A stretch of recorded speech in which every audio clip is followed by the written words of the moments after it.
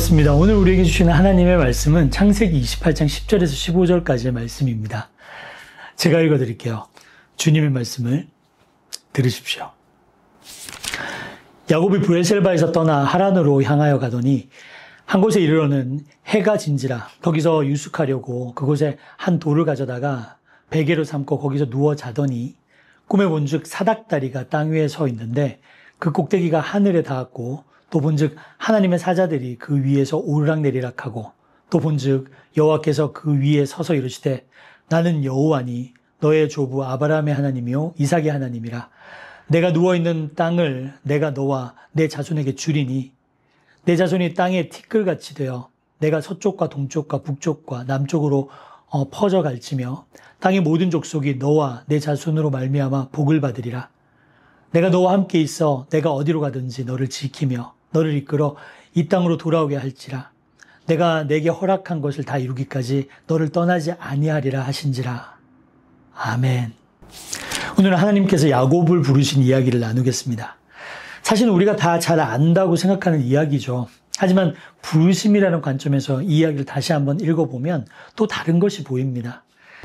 하나님께서 아브라함을 부르실 때 아브라함은 어떤 자격을 가지고 있었을까요? 아무 자격도 없었습니다. 그냥 부르신 거예요. 금호동의 김씨 부르신 거랑 다를 게 없어요. 그냥 아브라함을 복주겠다 부르시는 하나님의 이야기를 읽으면서 알게 된 것은 구원에 있어서 정말 중요한 것은 나의 자격이 아니라 하나님의 사랑이구나 하는 거죠. 부르신 원리는 야곱을 부르신 이야기에서도 그대로 반복되어서 나옵니다. 존 스토트 목사님은 기독교의 기본 진리라는 책에서 이렇게 이야기를 해요. 그리스도인의 삶은 우리가 하나님을 추구하는 것이 아니라 하나님께서 우리를 추구하신다는 데 본질이 있습니다. 은혜란 우리가 하나님을 찾기도 전에 하나님께서 먼저 우리를 찾아오셨다는 뜻입니다. 성경을 읽다 보면요, 우리가 많은 목사님들이 해석해 주는 것을 들어서 그렇지 야곱은 객관적으로 볼 때 인격적인 사람은 아니에요. 그렇게 질이 좋은 사람도 아니었어요. 야곱이 가지고 있는 그의 인생관이 있잖아요. 그의 삶의 태도는요, 내가 내 인생을 주도해 나가야 된다는 생각을 가지고 태어났고 그렇게 살았던 사람입니다. 내가 선수를 쳐야 되고 내가 빼앗아야 되고 내가 경쟁에서 이겨야 된다는 것이 그의 삶의 철학이었어요. 어쩌면 이 시대를 살아가는 우리의 모두의 철학일지도 모르겠습니다. 저는 야곱의 이야기를 보면서 깜짝 놀랐는 것이 어쩜 이렇게 현대인과 같냐라는 생각이 들었어요. 내 인생 내가 개척해야 된다. 빼앗아야 산다. 이겨야 산다. 경쟁해야 산다. 아무도 내 인생을 대신 살아주지 않는다. 그래서 형의 장자의 권리를 붉은 팥죽 하나를 주고서 빼앗아 오기도 하고요. 나중에 아버지 이삭이 죽기 전에 장자에게 돌아갈 축복을 자기가 몰래 들어가서 싹 가로채 오기도 해요. 아니 그렇게 좋은 가문에서 이런 자식이 태어났는지 신기할 정도예요. 여러분 생각해 보세요. 야곱의 할아버지가 누구예요? 아브라함이잖아요. 근데 그 아브라함은 조카 롯하고 영토 분쟁이 일어났을 때 그 롯을 데려다가 광야를 쫙 보여주면서 내가 저하면 내가 우하겠고 내가 우하면 내가 저할게. 내가 좋은 땅을 먼저 가져가라고 했던 사람이 야곱의 할아버지잖아요. 이삭을 보세요. 자기가 열심히 우물을 파서 거기서 물이 나오니까 그랄이라는 동네의 목자들이 와서 이거 우리 거야. 그리고 빼앗으니까 그래 너희가 가져라. 그리고 다른 데 가서 또다시 우물을 팠던 사람이 이삭이었어요. 근데 그렇게 좋은 피를 조상에게도 물려받았는데도요, 야곱은요, 아버지의 실망함은 안중에도 없었어요. 그냥 자기가 자기의 인생을 개척해야지, 내가 빼앗아야지, 내가 경쟁에서 이겨야지. 오직 이 생각밖에 없던 사람이죠. 그러니까 여러분, 부모가 아무리 훌륭해도요, 자식이 어떻게 태어날지는 아무도 몰라요. 결국 그렇게 경쟁적으로 살다가 인생이 망가지기 시작하죠. 형에게 사기친 것도 들통나고 그래서 형의 복수를 피해서 도망칠 수밖에 없게 되었습니다. 도망의 과정에서 광야 한복판에 이르렀을 때 날이 저물었고 어쩔 수 없이 돌 하나 가져다가 돌베개를 베고 잠을 청해야만 했습니다. 그렇게 더 잘 살아보겠다고 이기겠다고 아둥바둥 인생을 붙잡고 씨름했는데 그럴수록 인생은 꼬일 뿐이었어요. 신세가 더 한탄스럽게 될 뿐인 거죠. 그가 광야의 길을 걸어갈 때는요, 그의 인생의 밑바닥을 쳤을 때입니다. 일단 집으로 돌아갈 수 없게 되었잖아요. 게다가 여러분, 야곱이 집에 못 들어간 이유가 뭔가 영웅적이고 그럴듯하면 말을 안 하겠는데 형한테 사기를 쳐서 그리고 자기 아빠를 속여가지고 못 들어가는 거잖아요. 정말 절망의 골짜기에 빠져 있는 그런 상황입니다. 이럴 줄 알았으면 그렇게 아버지와 형을 속이지 않는 건데 후회도 했겠죠. 내가 내 인생, 내가 스스로 챙겨야 된다는 철학을 가지고 그거 하나 붙잡고 여기까지 왔는데 광야에서 이 사람이 깨달은 게 이겁니다. 내 인생의 주인이 내가 아니었구나. 처절하게 깨달았어요. 근데 그런 고난 가운데 있었던 야곱을 하나님께서 부르시는 이야기가 오늘의 이야기입니다. 야곱이 꿈에 보니까 사닥다리가 하늘과 땅에 연결되어 있는데 천사들이 그 사닥다리 위에서 오르락내리락 하고 하나님께서 직접 그 사닥다리 위에서 야곱에게 말씀하십니다. 내가 너와 함께 있어. 내가 어디로 가든지 너를 지키며 너를 이끌어 이 땅에 돌아오게 할지라. 내가 내게 허락한 것을 다 이루기까지 너를 떠나지 아니하리라 하신지라. 야곱이 하나님에게 이런 걸 부탁한 적 있나요? 없어요. 여러분, 이게 부르심입니다. 하나님께서 평생의 동행자로서 야곱을 부르신 거예요. 여러분, 이 동행으로의 부르심을 통해서 야곱은 세 가지를 깨닫게 됩니다. 첫째는 누가 정말로 자기 인생의 주인인지를 그제야 알았어요. 내 인생의 주인이 내가 아니라는 것을 그때 깨달았습니다. 그러면 누가요? 하나님이 나의 인생의 주인이라는 것을 깨닫게 된 거죠. 여러분, 야곱이 이 땅에 돌아올 때 하나님이 도와주실 거다라고 되어 있나요? 그렇지 않아요. 내가 너를 이끌어 이 땅으로 돌아오게 할지라. 인생의 주인이 하나님인 거예요. 하나님이 너의 인생을 이끌 것이다 라는 말씀이죠. 하나님께서 동행을 하시지만 도와주려고 동행하시는 것이 아니라 그 인생을 이끌어 주려고 주인이 되신 하나님께서 야곱을 붙들어 주시려고 말씀하신 것이죠.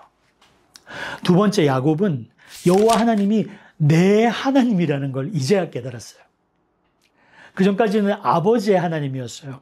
이전엔 야곱이 자기 아버지 이삭이 죽기 전에 축복을 받으려고 에서가 사냥을 나갔을 때 자기가 얼른 먼저, 물론 엄마의 도움을 받았지만 양을 잡아가지고 그걸 요리해서 아버지한테 가지고 들어갑니다. 그랬더니 이삭이 깜짝 놀라면서 아니 어떻게 이렇게 빨리 사냥을 마칠 수 있었느냐 물어보니까 그때 야곱이 이렇게 대답을 해요.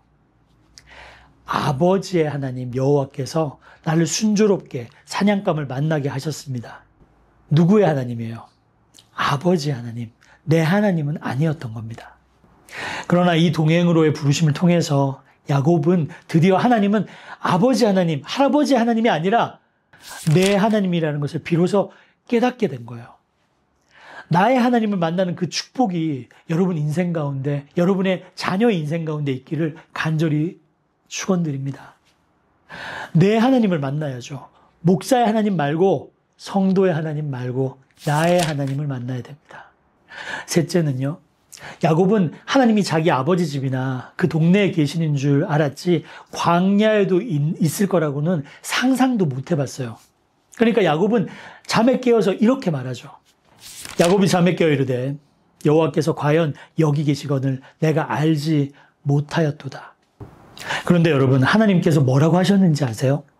내가 어디로 가든지 너를 지키며 내가 너를 떠나지 아니하리라. 어디에서도요? 광야에서도요.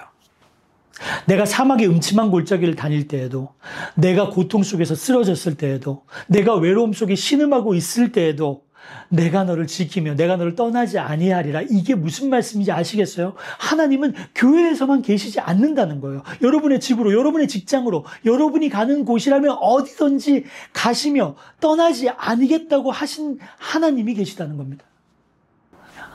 복음주의 유전학자인 프란시스 콜린스는 신의 언어라는 책에서 이렇게 이야기합니다. 성경의 하나님은 우리의 이해의 틈새에 숨어 계신 분이 아니라 창조의 모든 분자 속에 존재하며 그것을 붙들고 이끌며 조용히 속삭이신다. 나는 여기에 있다. 물론 하나님께서 야곱에게 내가 너와 어디든지 같이 있겠다라는 동행으로의 야곱을 불러주셨지만 놀랍게도 그렇다고 해서 그 이후에 야곱이 꽃길만 걷진 않았습니다. 여전히 그의 인생 가운데 고난이 있었고요. 외로움이 있었고요. 슬픔이 있었어요. 그는 삼촌한테 사기를 당했고요. 다시 고향으로 돌아갔을 때에는 자기 형 에서를 만나기가 두려워서 죽기까지 고민하면서 애를 썼습니다. 그러나 중요한 것은 하나님은 그 어떤 상황에서도 야곱을 떠나지 않았습니다. 빼앗아야 산다. 이겨야 산다. 아무도 내 인생을 대신 살아주지 않는다. 내 힘으로 내 인생을 개척해야 된다. 힘들게 이 인생의 무게를 간신히 버텨가는 우리에게 하나님께서는 이러한 부르심을 주십니다. 너의 인생을 나와 함께 하지 않겠느냐? 너의 인생의 무게를 내게 맡기지 않겠느냐? 수고하고 짐진 자들아 다 내게로 오라. 내가 너희를 편히 쉬게 하리라.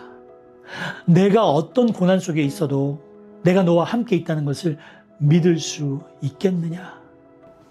주님께서 우리를 그렇게 불러주세요. 그리고 그 주님께서 그 약속을 지키기 위해서 임마누엘의 하나님으로 우리와 함께 하셨고 성령의 하나님으로 지금 이 순간에도 우리 곁에서 도우시며 우리의 기도를 도우시고 우리와 함께 하여 주고 계십니다. 우리와 함께 하시는 그 하나님은 함께 하자고 부르시는 하나님이신 거예요.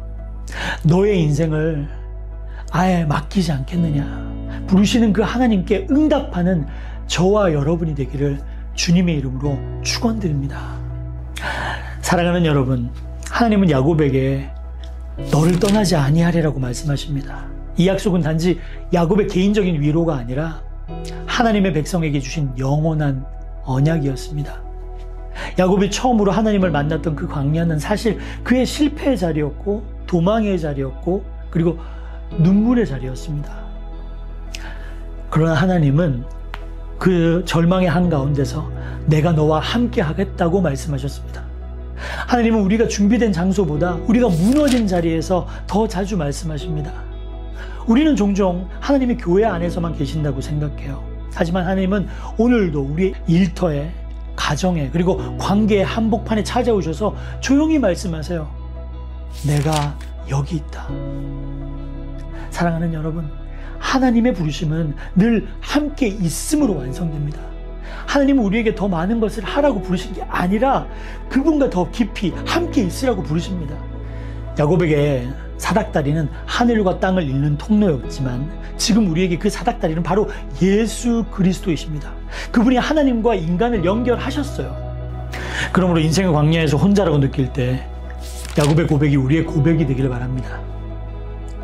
여호와께서 과연 여기 계시거늘 내가 알지 못하였도다. 하나님은 여러분의 광야 속에서도 계십니다. 여러분의 눈물 속에서도, 불안 속에서도, 그리고 실패의 골짜기에도 그분은 늘 한결같이 우리와 함께 하십니다. 우리의 인생이 야곱처럼 복잡하고 때로는 엉켜 있을지라도 그 모든 여정 속에서 임마누엘의 하나님이 계심을 여러분 믿으시길 바랍니다. 헨리 나우엔은 Inner Voice of Love라는 책에서 이렇게 얘기합니다.